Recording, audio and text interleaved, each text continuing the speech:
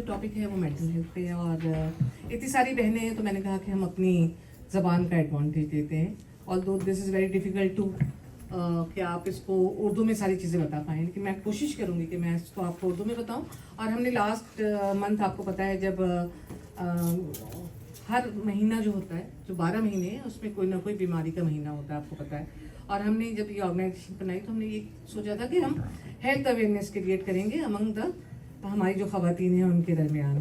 तो आप लोग सब हैं और हमने लास्ट टाइम आपको पता है कि एक दिन आया था स्ट्रेस डे, और ये था अप्रैल का मंथ जो है वो स्ट्रेस के हवाले से वो किया जाता है। तो उस दौरान हमने अपनी 5 ख़वातीन की ट्रेनिंग कराई थी। उसमें वहीदा चौधरी हैं, हमारी जुबैदा हैं और सायमा अतीक। तो हमने 5 लोगों की ट्रेनिंग कराई थी। राहिला असलम ने, हमारी एक और बहुत प्यारी फ्रेंड है राहिला यास्मीन। तो हमने रुबीना सफदर, हमने इन लोगों की ट्रेनिंग कराई थी और आज हम इनको ट्रेनिंग कंप्लीट करने पे सर्टिफिकेट्स भी देंगे। तो मैं बताती हूँ मेंटल हेल्थ क्या है। हर इंसान का देखें वेरी टू वेरी करता है, अपना मूड, अपना जो भी इन्वायरमेंट है। तो इसमें सबसे पहली चीज़ जो आती है इमोशनल। तो मेंटल हेल्थ जो है वो आपके इमोशनल, फिजियोलॉजिकल और सोशल वेलबींग से रिलेटेड है। और ये इफेक्ट करती है किस पे, आपकी जो भी आप जिस एनवायरनमेंट में रह रहे होते हैं। मेंटल हेल्थ के इश्यूज सबको हो सकते हैं, चाहे वो छोटा बच्चा हो या बहुत बूढ़ा हो, यंग बच्चा हो या मिडिल एज हो, सबको मेंटल हेल्थ के इश्यूज हो सकते हैं। और मेंटल हेल्थ मीन्स नॉट पागलपन। जैसे कि हमारी बेस्ट बहुत ही अच्छी फ्रेंड बाजा ने बताया कि मेंटल हेल्थ का मतलब कहीं भी नहीं है पागलपन। मेंटल हेल्थ का मतलब है कुछ चीज़ें जो हैं वो आपको इफेक्ट करती हैं। कभी आपको आपका इन्वायरमेंट नहीं अच्छा लगता, कभी आपको आपका इन्वायरमेंट नहीं अच्छा लगता, और कभी आपको ये नहीं अच्छा लगता कि ये मेरे बराबर बैठा है, ये क्यों बैठा है। इस बात से भी आपको स्ट्रेस हो सकता है। कभी ये भी हो सकता है कि जब आप बहुत खुश हैं तो आपको स्ट्रेस होगा कि जी मेरी बच्ची की शादी है। शादी तो खुशी का मौका है, लेकिन क्या होता है, मदर हमेशा स्ट्रेस में रहती है कि आगे क्या होगा। तो खुशी का मौका भी स्ट्रेसफुल होता है। और कभी कभी आपके घर में किसी की डेथ हो जाए, कोई इवेंट हो जाए, कोई बीमार हो जाए, तो ये भी वजह बनती है कि आप कोई स्ट्रेस होता है। और ये स्ट्रेस जो है ये लीड करता है बाद में डिप्रेशन को, एंजाइटी को और मुख्तलिफ डिसऑर्डर्स को। तो हम जो बात कर रहे हैं इस वक्त वो कर रहे हैं मेंटल हेल्थ की। अच्छा, कॉमन साइन एंड सिम्टम्स मतलब क्या फील करेंगे आप। साइन एंड सिम्टम्स का मतलब होता है क्या महसूस करेंगे, क्या होगा, क्या नज़र आएगा आपको कि ये मेंटल हेल्थ को फेस कर रहा है। तो देखिए, हम एक कम्युनिटी हैं, we all are sisters and colleagues. हमारे साथ आज कुछ मर्द हैं, तो thank you so much for being with us. लेकिन ये है कि ये ऑर्गेनाइजेशन जो है वो ख़वातीन की ऑर्गेनाइजेशन है। हमारी कोशिश होती है कि हम इसको एक हद तक ही, कभी कभी हम कुछ मर्दों को इनवाइट करते हैं, लेकिन हमारी कोशिश होती है कि इस ऑर्गेनाइजेशन में सिर्फ ख़वातीन ही पार्टिसिपेट करें। और इसका मकसद ये नहीं है कि जी हमने मर्दों को एलिमिनेट कर देना, नहीं नहीं, बिल्कुल ऐसा नहीं है। वैसे हम पार्ट है मेल डोमिनेटिंग सोसाइटी का, इट्स ओके विद अस, क्योंकि हमारे भाई बाप, हम लोग उनका कल्चर ही ऐसा कि हम एक पार्ट बन गए हैं इस मेल डोमिनेटिंग सोसाइटी का। हमें रिस्पेक्ट करनी है अपने भाई की, अपने बेटे की, करते हैं एज ए मदर हम। तो ये सारी चीज़ें हैं हमारे साथ। बेटा भी रिस्पेक्टफुल है, फादर भी रिस्पेक्टफुल है, ब्रदर भी रिस्पेक्टफुल है, और सबसे बढ़कर हस्बैंड भी रिस्पेक्टफुल है। ऑल दो डोमिनेशन तो है इनकी, आप बर्दाश्त करनी है क्योंकि हम उस कल्चर में पैदा हुए हैं। और आप ये ना सोचेंगे जी अमेरिका आ गए हैं तो जी वो आपका हस्बैंड जो है वो डोमिनेटिंग नहीं होगा, या आपका कोई फ्रेंड है या मेल पर्सन से वो डोमिनेट नहीं, ये पार्ट है और हमें इसको फेस करना है। फेस द म्यूजिक, क्योंकि हम इसमें पैदा हुए हैं। मैं आपको बताती हूँ कि कॉमन साइन एंड सिम्टम्स क्या नज़र आएगा आपको। एंजाइटी जिसको होगी तो उसके चेहरे पे क्या होगा, वरीज होंगे। जो जिसको एंजाइटी हो रही है, एंजाइटी एक कॉमन सबसे पहली चीज़ है। स्ट्रेस के बाद क्या होता है, स्ट्रेस पे हम लेक्चर दे चुके हैं अपनी सारी बहनों को। स्ट्रेस के बाद सबसे पहली चीज़ जो है वो एंजाइटी होती है। मुझे एंजाइटी हो रही है, सब नहीं सुना होगा ये वर्ड तो कि एंजाइटी हो रही है, सबको ही होती है एंजाइटी। एंजाइटी में क्या होता है, आपको कोई फेयर होता है, कोई वरी होती है, यानी कि आप परेशान होते हैं थोड़ा सा। किस बात की वरी है ये नहीं पता कि किस बात की वरी है, लेकिन वरी होती है। उसके बाद आप रेस्टलेसनेस होती है, यानी कि आप कंफर्टेबल नहीं फील करते हैं, कुछ उदास सा महसूस करते हैं। उसके बाद आपको नींद का ना आना, डिफ़िकल्टी इन स्लीपिंग, तो आपको नींद का ना आना भी एंजाइटी है। अच्छा, उसके बाद हार्ट बीट जो है, दिल की धड़कन जिसे उर्दू में कहते हैं। और वकील भाई तो दिल की धड़कन को कहीं और ले जाएंगे, लेकिन वकील भाई हम तो डॉक्टर हैं, शायद तो कहीं और ले जाएंगे, लेकिन हम तो दिल की धड़कन कहते हैं ना। तो हम इस वक्त कह रहे हैं कि रैपिड हो जाती है दिल की धड़कन। वैसे रैपिड किसी और मौके पे भी होती है, लेकिन रैपिड हो जाती है जब आपको एंजाइटी हो। लेकिन आप किसी अपने बहुत प्यारे बंदे से मिलते हैं, जब भी दिल की धड़कन तेज हो जाती है, तो वो शायराना माहौल है और ये डॉक्टरों वाला माहौल है कि रैपिड हार्ट बीट हो जाती है इसमें। इसके अलावा क्या होगा, आपको पसीना आएगा, स्वेटिंग होगी। जब आप एंजाइटी होगी तो आपको पसीना आएगा, स्वेटिंग होगी। इसके अलावा आपको ना ट्रेमर्स, जैसे हाथ में लर्जा सा, कभी कभी जैसे कोई चीज़ उठा रहे हैं तो आपको लगेगा कि आप बर्तन उठाने में आपको मुश्किल हो रही है, तो एक हाथ में लर्जा सा महसूस होगा आपको। तो मैंने आपको बताया क्या होगा, वरी, फेयर, और आपको रेस्टलेस होंगे, आपको डर लगेगा थोड़ा सा, एंजाइटी के ये रीजन्स हैं। हाँ, एक्सेसिव स्वेटिंग मैंने बता ही दिया, जिसको कहते हैं बहुत सारा पसीना आना, दिल की धड़कन का बढ़ जाना। तो दिल की धड़कन तो वैसे भी बढ़ती है, नहीं अभी नहीं।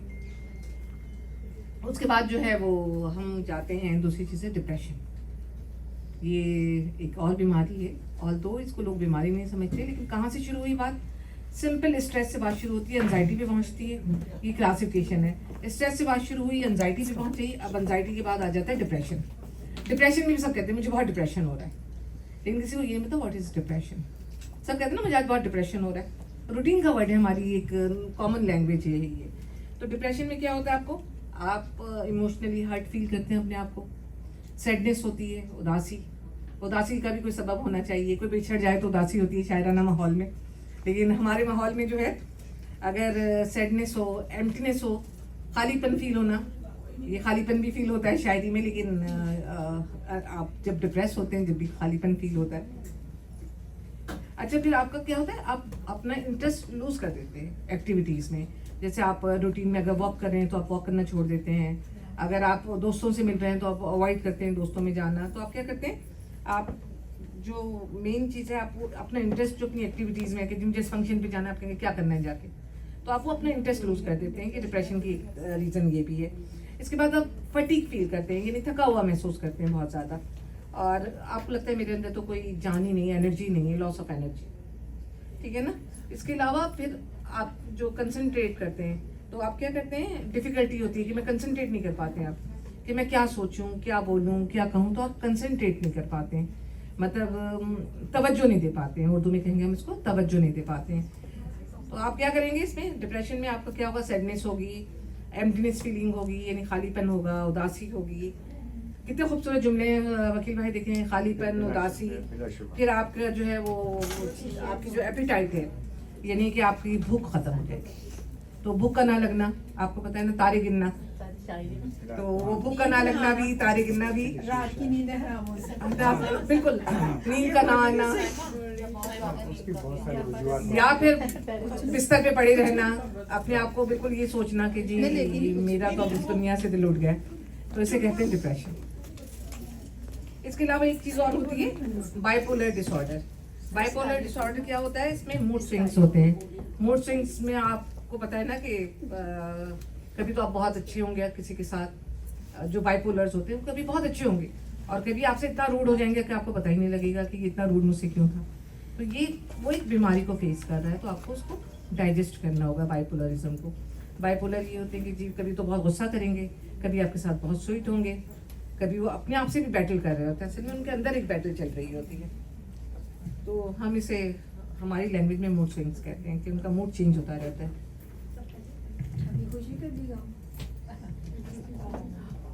नहीं, इस वक्त कोई भी मुझसे कोई भी सवाल कर सकता है, और कोई भी इंटरेक्ट कर सकता है मेरे साथ, अगर उसको मेरी बात समझ में आ रही है या कुछ और पूछना चाहे तो। लेकिन जब ऑफिशियल्स आ जाते हैं तो आपको पता है ना।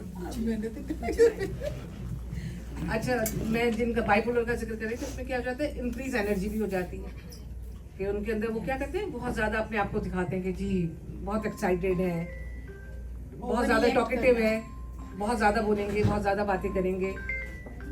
अच्छा, वो क्या करेंगे, रेसिंग थॉट्स, मतलब आप वो ये करेंगे कि जो आप कह रहे हैं वो उससे आगे जाने की कोशिश करेंगे। वो ये नहीं है, वो मूड स्विंग्स होंगे उनके, ठीक है ना। पुअर जजमेंट होगी उनकी, बहुत पुअर जजमेंट होगी किसी के बारे में भी। आप पूछेंगे कि भाई ये खातून कैसी थी, या ये साहब आए थे हमसे मिले कैसे थे, तो उनकी बड़ी पुअर जजमेंट होगी। वो बताएंगे नहीं नहीं, ये बड़ा अच्छा आदमी नहीं था, ये अच्छी खातून नहीं थी, ये बहुत अच्छी खातून थी, मुझे बहुत अच्छी लगी। तो ये होती है एक्साइटमेंट। उसके बाद ये क्या कहते हैं, फाइनली एक चीज़ इनमें होती है सोशल विड्रॉ। वो क्या कहते हैं, सोशली अपने आप को विड्रॉ कर देते हैं जो बाइपोलर होते हैं। फाइनली लास्ट जब बाइपोलर की जो स्टेज आती है, वो क्या करते हैं, सबसे दूर हो जाते हैं, अपने आप को अकेला कर देते हैं। तो ये इसकी एक और एग्जाम्पल है।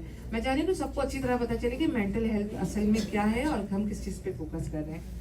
इसके बाद है पोस्ट ट्रॉमेटिक स्ट्रेस डिसऑर्डर, जिसे हम कहते हैं PTSD, पोस्ट ट्रॉमिक स्ट्रेस डिसऑर्डर। इसमें क्या होता है, फ्लैशबैक्स होते हैं, नाइटमेयर्स होते हैं। फ्लैशबैक को हम उर्दू में क्या कहेंगे वकील भाई? सपनों का आना या पुरानी बातों का फ्लैशबैक होना। जैसे आपके साथ कोई इंसिडेंस हो गया तो नहीं, आपके साथ कोई पुराना कोई इंसिडेंस हो गया, आपके साथ कोई ज्यादती हुई है या आपके साथ कोई अच्छा है, तो वो फ्लैशबैक होते हैं। मतलब आपको आपकी पुरानी बातें जो है वो याद आती हैं, तो इसको कहते हैं फ्लैशबैक होना। नाइटमेयर्स, नाइटमेयर्स का मतलब होता है रात को डरावने ख्वाब आना। नाइटमेयर्स का मतलब ओ ये मेरी लाइफ का नाइटमेयर है। अक्सर आप लोगों ने सब ये जुमला बोला होगा, ये तो मेरे लाइफ का नाइटमेयर है। इसका मतलब क्या होता है, मेरी जिंदगी का डरावना सपना। तो इसमें क्या होता है कि नाइटमेयर्स होता है।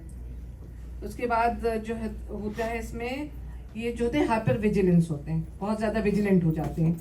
इसके अलावा बार बार हाथ धोएंगे, बार बार वॉशरूम जाने का ख्याल आएगा, बार बार हाथ धोएंगे। अच्छा, इनको आप ये ना लीजिए कि दे आर पेशेंट, इनको ये लीजिए they are part of our community और इनके साथ मेंटल हेल्थ इशू है और हमें उन्हें सपोर्ट करना है। हम लोग आज क्यों जमा हुए हैं? हम इसलिए सब यहाँ जमा हुए हैं कि हम पहले तो समझें कि मेंटल हेल्थ इश्यूज़ क्या हैं और उसके बाद हम इन सबको कैसे सपोर्ट कर सकते हैं। और ये जो अवेयरनेस मंथ है, May is the month of mental health awareness month, तो इस मंथ को हम इसीलिए सेलिब्रेट कर रहे हैं कि इसमें हमें क्या करना है, हमें ये करना है कि as a community member, as a community leader, as a interfaith leader, as a मुख्तलिफ जैसे डिपार्टमेंट से लोग आए हैं, मुख्तलिफ हमारे साथ आए हैं कि जी असेंबली वुमेन के यहाँ से आए हैं, काउंसिल वुमेन के यहाँ से आए हैं, असेंबली मैन के यहाँ से आए। तो ये हमारे साथ क्यों है? ये हमारे साथ इसलिए है कि हमें सपोर्ट करें। और आप सब हमारे साथ क्यों है कि हमारे में बहुत सारे लोग, हमें आपको पता ही नहीं होगा कि कौन हम, हो सकता है मैं, हो सकता है आप, कौन मेंटल हेल्थ इश्यूज फेस कर रहा है किसी को नहीं पता। कोई भी हम में से एक जो है मेंटल हेल्थ इशू फेस कर रहा होगा। हमें क्या करना है, हमें सपोर्टिव रहना है, हमें उसको हेल्प आउट करना है। किस लिए हेल्प आउट करना है? कि हम उसका सहारा बने, उसके दोस्त बने। उसको ये नहीं कि हम उसको आइसोलेट कर दें, जाओ ये पागल है, इससे हमें नहीं मिलना, ये तो बहुत बोलती है, मेरे से बात नहीं करनी, इसका तो रवैया अच्छा नहीं, ये तो बड़ा रूड है। तो ये सब चीज़ें छोड़ के आप कोशिश करें कि ये रूड क्यों है, ये इसको इतनी स्वेटिंग क्यों हो रही है, ये जब आती है तो इसके हाथ में ट्रेमर्स क्यों है, इसको क्या इश्यूज हैं। तो आप पहला अब जिस तरह मैंने आपको बताया, तो आपके जहन में सबसे पहले क्या जाएगा, इनको मेंटल हेल्थ इश्यूज है। और हमारा being community leaders, community members, हमारा क्या काम है, इनको सपोर्ट करना। आज हम सबको यही बताना चाहते हैं कि आपकी फैमिली में अगर कोई ऐसा है जो मेंटल हेल्थ इश्यूज फेस कर रहा है, तो हमें उसको क्या करना है, आगे हम जाएंगे क्योंकि अल्जाइमर है, डिमेंशिया है, बहुत सारी चीज़ें हैं हेल्थ, मेंटल हेल्थ से रिलेटेड। नाम तो सबने सुना होगा जी, डिमेंशिया भी, अल्जाइमर्स भी, बहुत सारी चीज़ें हैं। अभी हम एक एक करके सबको डिस्कस करेंगे। लेकिन क्या वो सब फेस कर रहे होते हैं, हम कहते हैं चलो यार ये तो पागल है, ये तो बैठा होता है जी, इसके मुंह से तो राल निकल रही होती है, ये तो थूक रहा होता है। वो बेचारा एक बैटल लड़ रहा है, वो बेचारी परेशानी को फेस कर रही है। हमें क्या करना है, इन सबकी सपोर्ट करना है, क्योंकि बाद में ये चीज़ें बड़ी वर्स्ट हो जाती है। इसमें क्या होता है, डिफिकल्टी स्लीपिंग होती है, इरिटेबिलिटी होती है, एंगर होता है, बहुत गुस्सा आता है इन लोगों को। एंगर बहुत गुस्सा आना, इरिटेबल भी होते हैं। आप कहेंगे ये तो बहुत गुस्सा करता है, ये तो पागल है बच्चा, कर देते ना, हम तो लेबल कर देते हैं, हमारी तो आदत है लेबल करना, हम तो ओपिनियन देते हैं। हम क्या करते हैं, हम फौरन अपने एक ओपिनियन देते हैं कि ये तो पागल है जी, ये तो बच्चा बिल्कुल।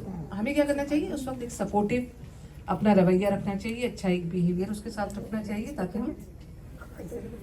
और इसके बाद क्या होता है, मैंने पहले भी बताया था आपको, शिज़ोफ्रेनिया सबको याद होगा। मैंने लास्ट अपनी जब स्ट्रेस पे वो किया था, तो शिज़ोफ्रेनिया उसमें क्या होता है, हेलुसिनेशंस होती है, डिल्यूजन्स होते हैं। मतलब आदमी को लगता है कि जी ये कोई नई दुनिया में मैं हूँ, वो बड़े कहीं ख्वाबों में पहुंच जाता है, हाँ अपने सपनों में चला जाता है, ठीक है ना। उसके बाद क्या होता है, वो बहुत डिसऑर्गेनाइज होता है, बात करने में भी डिसऑर्गेनाइज होगा, अपनी लाइफ के और मैटर्स में भी डिसऑर्गेनाइज होगा, उसको स्पीच में, बोलने में, बात करने में डिफिकल्टी होगी। ऐसा लगेगा जैसे ये मैंने अभी बताया, मुंह से राल निकल रही है, या बोल रहा है तो वेग किस्म की लैंग्वेज है उसकी। अच्छा, उसमें क्या होगा, सबसे आखिरी में उसके अंदर कोई मोटिवेशन नहीं रहती है, वो अपने आप को ठीक नहीं करना चाहता, लैक ऑफ मोटिवेशन। तो उसके अंदर ये हिस्स खत्म हो जाती है कि मुझे अपने आप को बेहतर करना है, अच्छा करना है, ये मोटिवेशन उसके अंदर से खत्म हो जाती है। तो लैक ऑफ मोटिवेशन होती है। उसके अलावा उसमें फिर होता है अटेंशन डेफिसिट। हमारी एक बहुत प्यारी दोस्त है, वो इस वक्त मौजूद नहीं है, लेकिन उसे भी लोग नहीं समझ पाते हैं उसकी बीमारी को, लेकिन उसे भी अटेंशन डेफिसिट है। वो चाहती है सब मुझसे प्यार करें, सब मुझसे बात करें, सब मेरा ख्याल करें, और हम लोग शायद उसको नहीं समझ पाते हैं। तो उसको क्या है, अटेंशन डेफिसिट है। हमारे में ही है, वो हमारी दोस्त है, हमारी बहुत प्यारी दोस्त है, हमारी ऑर्गेनाइजेशन का पार्ट भी है, लेकिन क्या उसको एक अटेंशन डेफिसिट है। वो चाहती है मुझे बहुत सारा प्यार मिले, मुझे सब लोग बहुत ख्याल रखें, और सिर्फ मेरे पे ही सब तवज्जो दें, और उसके बाद वो हमसे लड़ने के लग जाती है, बुरा भला भी कहती है। लेकिन हमें हमारी बहुत प्यारी दोस्त, हम कहते हैं मोस्ट वेलकम।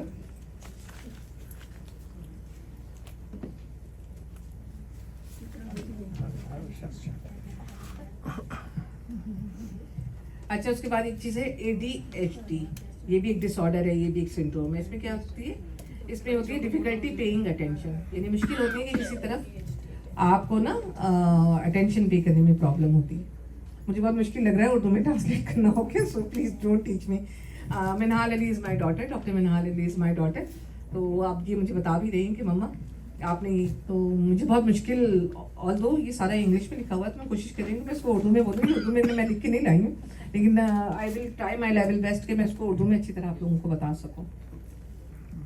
तो इसमें यही होता है कि जो भी ये इश्यूज़ हैं जितने भी, इसके बाद OCD है, जिसमें आप, मैंने बताया कि बार बार हाथ धोना, बहुत सारे प्रॉब्लम्स होते हैं इन बच्चों को भी और इन ख़वातीन को भी कि इनको OCD होता है। इसके बाद क्या होता है, ईटिंग डिसऑर्डर्स होते हैं।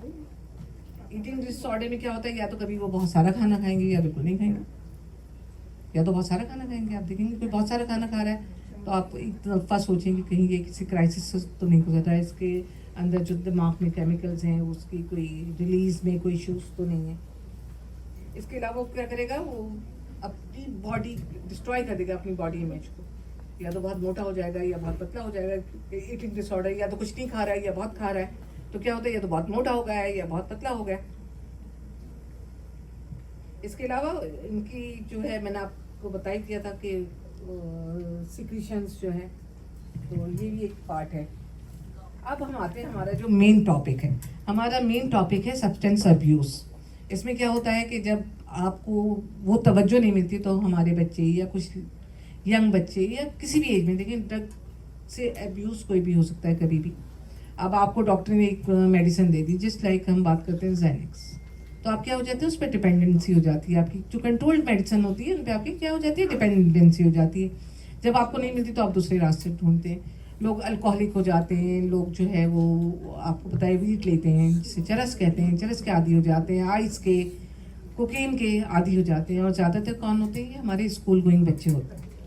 ये किस पे इफेक्ट करता है, स्कूल गोइंग बच्चों पे ज़्यादा इफेक्ट करता है, या फिर उन ख़वातीन हज़रात पे, उन मर्दों पे और औरतों पे इफेक्ट करता है। क्यों करता है ये, क्योंकि वो अपने आप को आइसोलेटेड फील करते हैं, वो अपने आप को इस माशरे का हिस्सा नहीं समझते हैं। वो क्या करते हैं, वो ड्रग्स लेते हैं और उस नशे में ही अपने आप को गुम रखना चाहते हैं, उससे बाहर नहीं आना चाहते हैं। अब इसके बाद हम सब का क्या रोल है इसमें, ये बताएं, इसमें कौन कौन अपना रोल प्ले करेगा और हमारा क्या रोल है, कोई बता सकता है इसमें? Anyone can? चलिए मैं आपको बताती हूँ इसमें कौन कौन रोल प्ले करेगा। सबसे पहले, या समीरा बाजी please.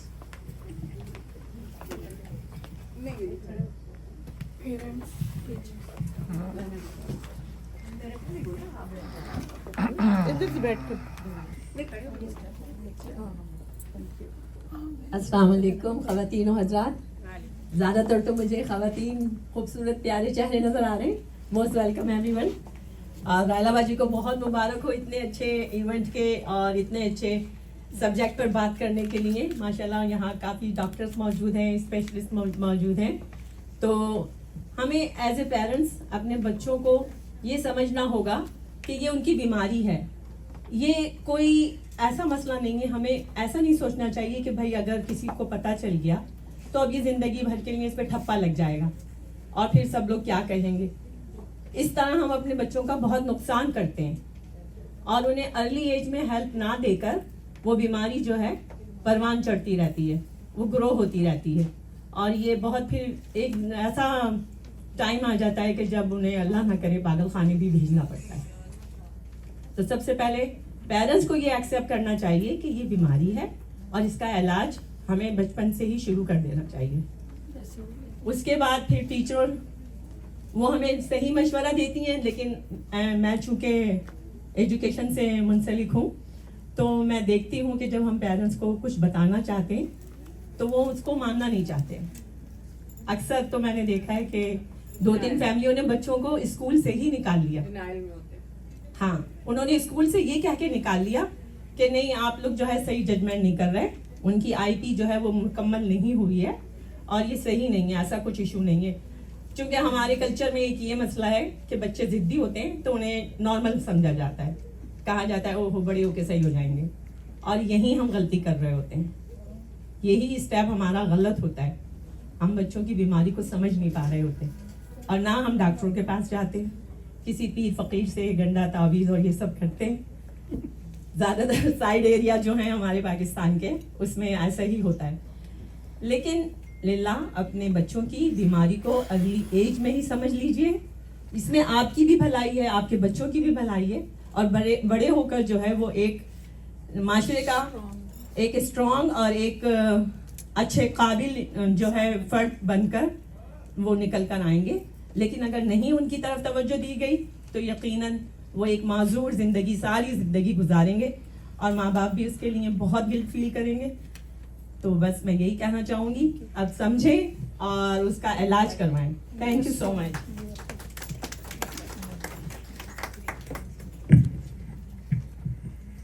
Thank you so much Samira for your valuable participation। अच्छा, हम सब्सटेंस अब्यूज़ पे बात कर रहे थे और इसके लिए देखें, मैं और आप कुछ भी नहीं कर सकते अकेले, ना पेरेंट्स अकेले कुछ कर सकते हैं, ना टीचर्स अकेले कुछ कर सकते हैं। इसके लिए कंसोर्शिया की ज़रूरत होती है, कंसोर्शियम की ज़रूरत होती है। वो कंसोर्शिया कैसे बनेगा? वो बनेगा पार्टिसिपेशन से।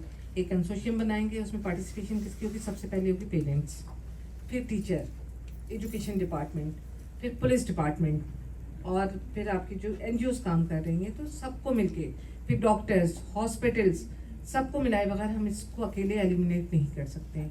इसके लिए हमें हम इसके बाद जो हमारी नेक्स्ट मीटिंग होगी, जो हम मेंटल हेल्थ पे ही रखने वाले, उसमें हम ये करेंगे कि इसमें डिफरेंट डिपार्टमेंट की पार्टिसिपेशन होगी, टू मेयर से लेके और नीचे जो पुलिस ऑफिसर्स हैं, और उसके बाद स्कूल अथॉरिटीज़ हैं, जो एजुकेशन डिपार्टमेंट है, पुलिस डिपार्टमेंट है, उसके बाद पेरेंट्स की ऑर्गेनाइजेशंस हैं, उसके बाद जो है आपके NGOs हैं, मुख्तलिफ NGOs हैं जो मेंटल हेल्थ पे काम कर रही हैं, डॉक्टर्स हैं, आपके हॉस्पिटल्स हैं।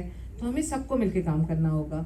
और देखिए, न्यू लाइफ का जो हमारा अभी राहिला बताएंगी भी कि न्यू लाइफ किन किन इश्यूज़ पे काम कर रहा है। तो mental health and drug abuse हमारा इम्पॉर्टेंट इशू है, और उसमें हमें क्या करना है? हमें इनको रिहेबिलिटेट करना है। उन बच्चों को हमें रोडों पे नहीं छोड़ देना, उनके लिए रिहेबिलिटेशन के लिए हमें क्या करना है?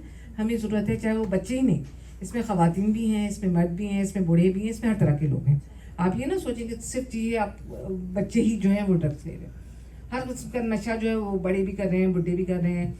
और मेनली नशा कौन करता है मैं आपको बता दूं, मर्दों में कौन करता है, औरतों में तो हम बाद में आते हैं। मर्दों में कौन करता है? ट्रक ड्राइवर्स, जेल इनमेट्स, जो जेल में रहते हैं लोग, जो ट्रक ड्राइवर्स हैं। अच्छा, फिर आपको पता है कि जो स्ट्रीट चिल्ड्रंस हैं, पाकिस्तान में तो यहाँ भी है स्ट्रीट पे रहने वाले लोग। फिर ये होता है कि आपको पता है एक नया कल्चर डेवलप हुआ है, उसमें ये होता है कि male having sex with male, तो उसे उनको जो है ये सब चीज़ों की बुरी आदत पड़ जाती है। वो क्या कहता है कि जी इस आदमी ने मुझे ड्रग देनी है तो मैंने इसकी इस ख्वाहिश को पूरा करना है। तो ये तो सारी चीज़ें हैं। बच्चियाँ अंदर से निकल जाती हैं, उनको क्या होता है जी मुझे आइस मिल जाए, मुझे कोकेन मिल जाए, या मुझे वीट मिल जाए, मुझे 4 सिगरेट मिल जाए। तो उस चक्कर में भी वो अपने आप को क्या करती हैं? अब्यूज़ होती हैं, मेंटली भी अब्यूज़ होती हैं, फिजिकली भी अब्यूज़ होती हैं, फिनेंशियली भी अब्यूज़ होती हैं, सोशली भी अब्यूज़ होती हैं। किसी का बच्चा ड्रग ले रहा हो तो उसके माँ बाप क्या फेस कर रहे होंगे? तो डांटेंगे ना कि ये तुम क्या कर रहे हो। तो घर में अब्यूज़ हो रहे हैं, बाहर अब्यूज़ हो रहे हैं, और अपनी 4 नशे की चीज़ों के लिए उन्होंने क्या करना है? कहीं भी चले जाना है। तो इन सब चीज़ों को रोकने के लिए हमें सबको मिलकर काम करना होगा। ऐसे नहीं, एक दिन की स्टोरी नहीं है, ना ऐसे हम एक दिन में ख़त्म कर सकते हैं। हमें सबको इस पर मिलकर काम करना है, सब ने टाइम देना है और सब ने इस पर काम करना है। अब मैं आपको